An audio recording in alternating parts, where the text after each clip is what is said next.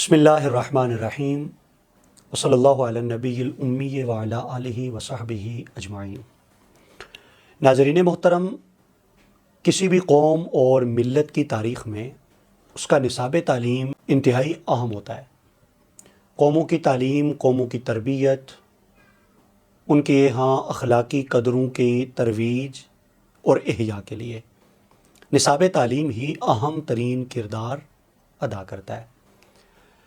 تعلیم اور نصاب تعلیم کی اہمیت کا اندازہ آپ اس بات سے بھی لگا سکتے ہیں کہ اس کائنات میں جو کامیاب ترین تحریک جسے پوری دنیا تسلیم کرتی ہے وہ اسلام کی تحریک ہے، رسول رحمت صلی اللہ علیہ وآلہ وسلم کی تحریک ہے۔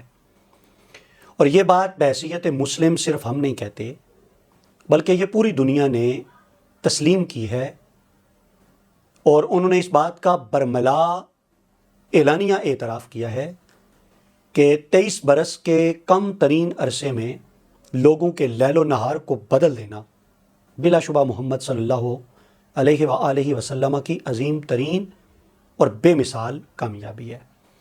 لیکن جب ہم اس کامیاب ترین تحریک کی بات کرتے ہیں اور ہم اگر اس سوال کی طرف بڑھتے ہیں کہ اس تحریک کی بنیاد کیا تھی، تو قرآن حکیم ہماری رہنمائی کرتا ہے کہ غار حرا میں رسول رحمت صلی اللہ علیہ وآلہ وسلم پر جو پہلی وحی اتری، اس پہلی وحی کا پہلا لفظ وہ لفظ اقرا تھا، جس کا مطلب یہ ہے کہ پڑھیے۔ بذات خود اقرا سے کسی تحریک کی بنیاد رکھنا اور کسی تحریک کا آغاز کرنا، یا اس کو آپ یوں کہہ لیجئے کہ اقرا کو کسی تحریک کا نقطہ آغاز بنانا، یہ بذات خود اس بات کی واضح، روشن اور بیان دلیل ہے کہ اس تحریک کے پنپنے میں اور اس تحریک کے عروج کی طرف جانے میں پڑھنے کا اور تعلیم کا کس قدر اثر ہوگا یا عمل دخل ہوگا۔ جب تک مسلمان اپنی اس میراث سے جڑے رہے، اپنی اس بنیاد پر قائم رہے اور اپنی اس بنیاد کے ساتھ ساتھ رہے، اس میں کوئی شک نہیں کہ انہوں نے ایسا عروج دنیا میں دیکھا جو ان کی تاریخ کا ایک روشن اور تاباں حصہ ہے۔ لیکن جب یہ قوم اپنی اس میراث سے دور ہوتی گئی، اور ہماری بدقسمتی کہ اپنے نصاب تعلیم کو اور نظام تعلیم کو، ایجوکیشن سسٹم کو جو ہمیں وراثت میں ملا تھا، جب اس کو چھوڑا تو نتیجہ یہ نکلا کہ ہم پسماندہ سے پسماندہ تر ہوتے چلے گئے، بیکورڈ سے بیکورڈ تر ہوتے چلے گئے۔ یہ بات کوئی مذہبی تعصب کی بنیاد پر ہم نہیں کر رہے، نہ ہی اس کا سبب یہ ہے کہ ہم خود دین کے ساتھ، اسلام کے ساتھ ہم اٹیچ ہیں، بلکہ ہمارے سامنے کچھ روشن حقائق ہیں اور ہمارے سامنے کچھ گراؤنڈ ریالٹیز ہیں، کچھ فیکٹس ہیں ماضی کے اور پاسٹ کے۔ ہم اس کی بنیاد پر یہ بات کر رہے ہیں۔ ایک حوالہ قرآن مجید کا بھی ہم نے آگے چل کے دینا ہے مزید، لیکن اس سے پہلے ہم اپنی اس بات کی بنیاد ہم ویکیپیڈیا کے حوالے سے آپ کے سامنے رکھیں گے۔ ناظرین اس حوالے سے ریسرچ کرنا چاہیں تو وہ لارڈ میکالے، یہ نام لکھیں گوگل پر، اس کی پوری ہسٹری اور ڈیٹیلز وہ آپ کے سامنے آئیں گی۔ فی وقت ہم یہ بات آپ کے سامنے لانا چاہتے ہیں کہ یہ لارڈ میکالے، یہ جو انگریز گورنر جنرل کی جو کونسل تھی، اس کو آپ انتظامی کونسل کہہ سکتے ہیں، اس کونسل کا یہ رکن برائے قانون، اس کو اپوائنٹ کیا گیا تھا برٹش گورنمنٹ کی طرف سے، اور یہ سب کانٹیننٹ میں آیا۔ اس نے یہاں پہ آ کے وقت گزارا۔ یہاں سے واپس جانے کے بعد اس نے 2 فروری 1835 برٹش پارلیمنٹ کے اندر اس نے خطاب کیا، اور جو اس کی فائنڈنگز تھی، جو اس کی آبزرویشن تھی سب کانٹیننٹ اور سب کانٹیننٹ میں بسنے والوں سے متعلق، اس نے کھل کے اس کے بارے میں اظہار خیال کیا۔ اس کی وہ سپیچ میں اس کے تاثرات، اس کے خیالات اور افکار وہ لٹریچر کا حصہ ہیں۔ اس کا ایک اقتباس یہاں ہم کوٹ کرنا چاہیں گے۔ اس نے اس سپیچ میں کہا، I have traveled across the length and breadth of India and I have not seen one person who is a beggar who is a thief. Such wealth I have seen in this country, such high moral values, people of such caliber that I don't think we would never conquer this country unless we break the very backbone of this nation, which is her spiritual and cultural heritage. And therefore I propose, اب یہ الفاظ توجہ سے سنیے, and therefore I propose that we replace her old and ancient education system, her culture. For if the Indians think that all that is foreign and English is good and greater than their own, they will lose their self-esteem, their native culture, and they will become what we want them, a truly dominated nation. آپ نے اس کا انگریزی زبان کا اقتباس سماعت کیا. جو اردو دان طبقہ ہے ان کے لیے ہم اس کا مفہوم عرض کرنا چاہیں گے. اس نے کہا کہ میں نے ہندوستان کے طول و عرض میں سفر کیا ہے اور حیران کن طور پر مجھے وہاں کوئی ایک بھی شخص بھکاری یا چور نظر نہیں آیا. پھر کہتا ہے کہ اس ملک میں نے ایک بہت بلند دولت دیکھی. وہ دولت کون سی ہے؟ لوگوں کی اخلاقی اقدار کی بلندی. اور کہتا ہے کہ ان کی سمجھ بوجھ اتنی اچھی کہ میرے خیال میں ہم اس وقت تک اس ملک کو فتح نہیں کر سکتے جب تک کہ ہم ان کی دینی اور ثقافتی اقدار کو نہ توڑ دیں، جو دراصل ان کی بیک بون ہے، جو دراصل ان کی ریڑھ کی ہڈی ہے.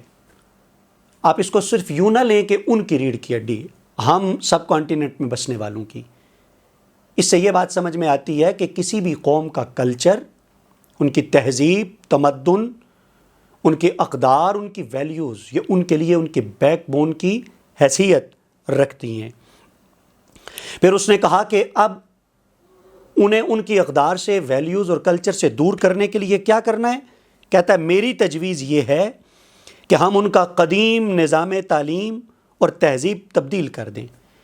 کیونکہ اگر ہندوستانی لوگ یہ سمجھنے لگ جائیں کہ ہر باہر کی چیز اور انگریزی چیز، ہندوستانی لوگوں سے مراد یہاں بر صغیر کے بسنے والے، کہا اگر وہ یہ سمجھنے لگ جائیں کہ باہر کی چیز اور انگریزی چیز، غیر ملکی اشیاء ہماری لوکل اشیاء سے بہتر ہیں، تو اس طرح سے پھر وہ قوم، یعنی بر صغیر والے لوگ اپنا قومی تشخص، قومی وقار اور تہذیب کو کھو دیں گے، اور پھر وہ ایک ایسی قوم بنیں گے جیسے ہم انہیں بنانا چاہتے ہیں، یعنی غلام قوم اور مغلوب قوم. اب اگر یہاں ہم یہ سوال اٹھا دیں اس اقتباس کے کوٹ کرنے کے بعد، کیا ہم غلام ہیں؟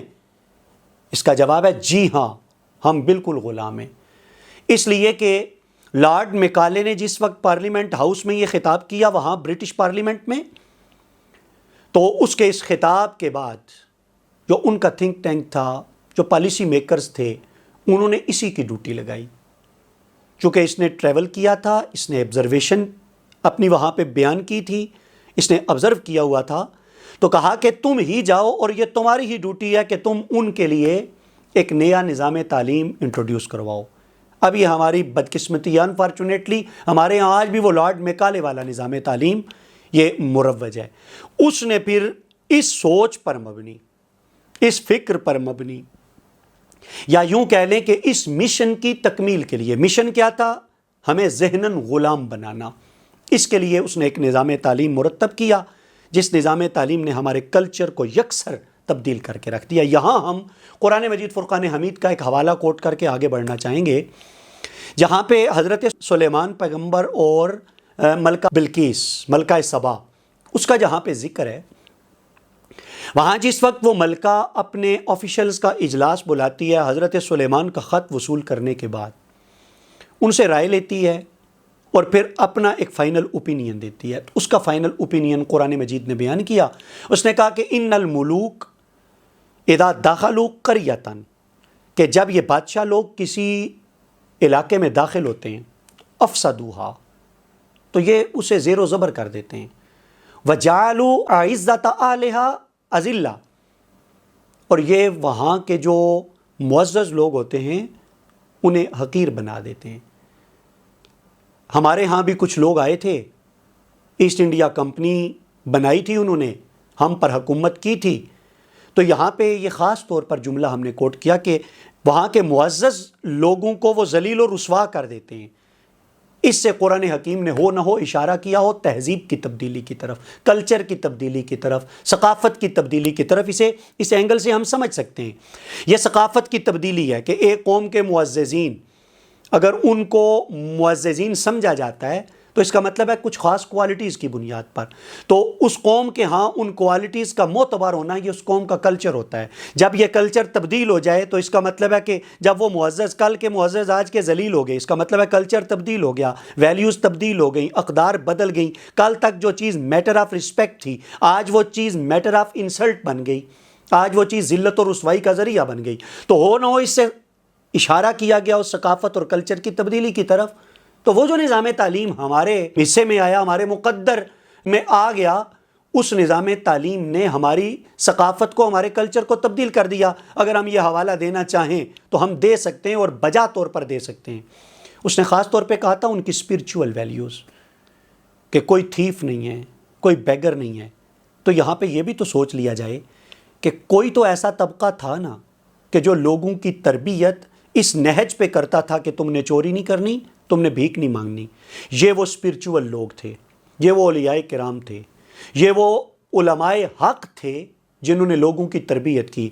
انہوں نے جب کلچر تبدیل کیا، نظام تعلیم تبدیل کیا، تو کیا کیا کہ وہ لوگ جو قوموں کی تربیت کرنے والے تھے، علماء، ان کے خلاف پروپیگیشن کی، اور مشائخ ان کے خلاف پروپیگیشن کی. اور یہ پروپیگیشن کا سلسلہ آج بھی جاری و ساری ہے. فلمز کے اندر، ڈراماز کے اندر، ٹاک شوز کے اندر، اور میڈیا کے جتنے بھی ذرائع ان کے ذریعے ان کو بنیاد بنا کر یہ سلسلہ آج بھی یہ جاری و ساری ہے.